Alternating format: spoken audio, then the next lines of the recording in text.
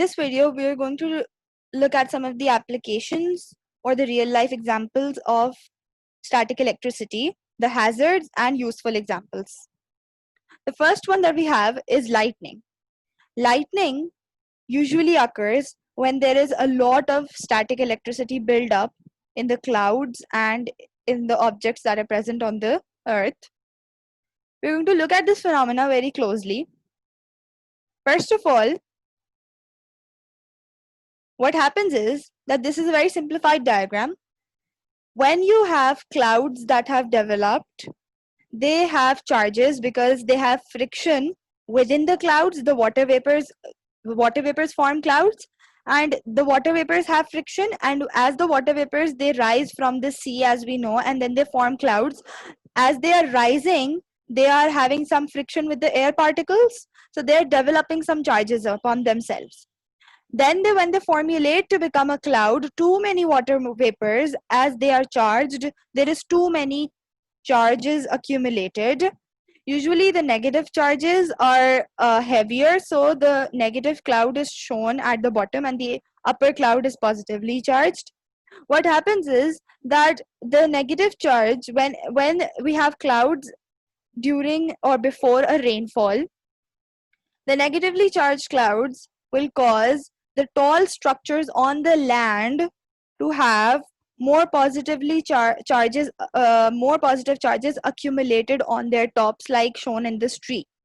As we know that the positive charges will never move from their place, this usually means that if the tree was neutral at the start, then with the presence of cloud, the negative charges from the tree repelled the cloud and they were earthed in the ground.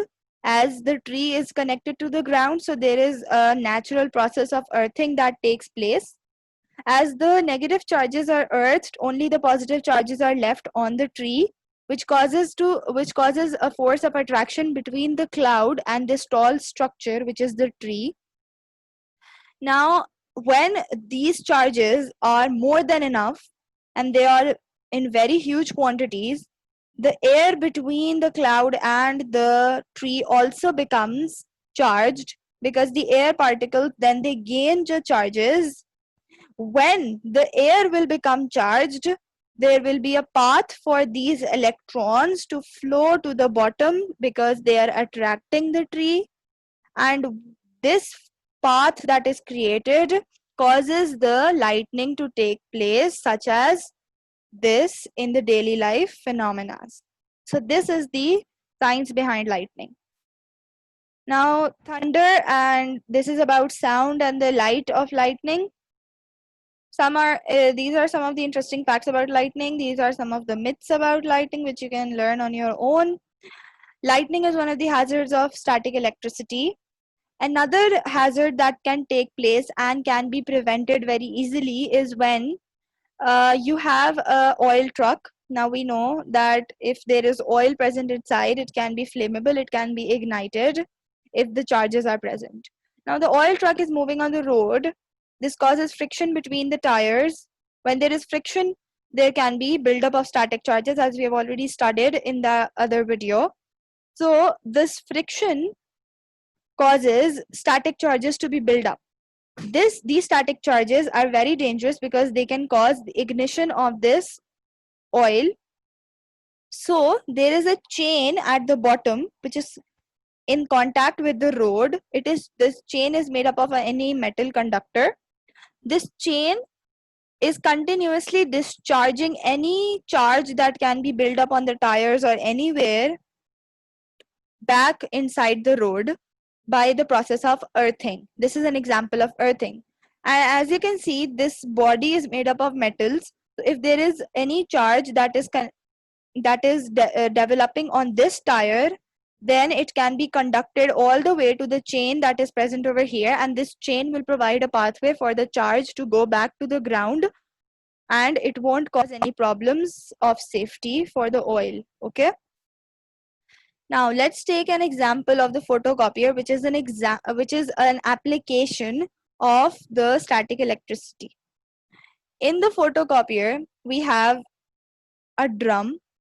this drum is coated with selenium. Now, selenium is basically a photoconductor. Photoconductor means it will conduct only when it is exposed to light. Now what happens is it is a photocopier and not a printer. So we usually see that the paper that we want to photocopy is kept at the top. So this letter I is the picture that we want to photocopy, and we are going to keep this paper. Then this drum right here has positive charges that have been already placed on this drum through this metal wire. So there is a whole system that induces these positive charges on the whole drum. Right now we have it on the whole drum. In this example, we can see that the positive charges are present only on this I part. Why does this happen? Because when we have these positive charges on the whole drum, then we have light that is coming. If you have observed, the photocopiers usually work that way. So there is light that is shown. Now, this whole on the paper, observe that the I part is with the black ink. So the black color will reflect less light, and because of this, it will absorb more light, and on this part there won't be any conductivity taking place because the light is in minimum quantity on this part, whereas the white object will reflect more light, and this causes all the white parts of the paper and all the white parts basically on the drum to lose their positive charge because it was coated with selenium, which causes conductivity through light. So when light is shown, the parts that are in white color, they are going to lose their positive charges. So we are going to be left with only the positive charges on the image that we are trying to photocopy. Then we have this as a toner. Toner is negatively charged beforehand. As we know that positive and the negative charges are going to attract, when the toner is going to cover the surface, it is going to attract these positive charges, and the letter I will have the toner powder infused upon it. Then what happens? We have another sheet of paper. This sheet of paper is now positively charged. This is already positively charged because it now needs to attract this negatively charged toner powder from the drum onto the paper. So we are going to, this drum rolls over the paper, and as the paper was positively charged, the ink was negatively charged. They both attract and the ink is now onto the paper.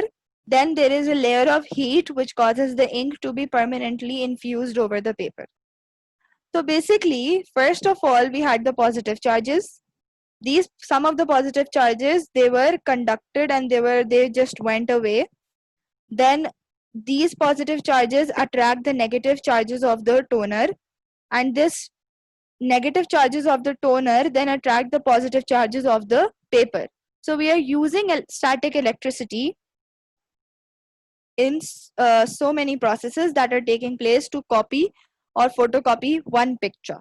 So this was one of the example of the static electricity, and lightning was the other one.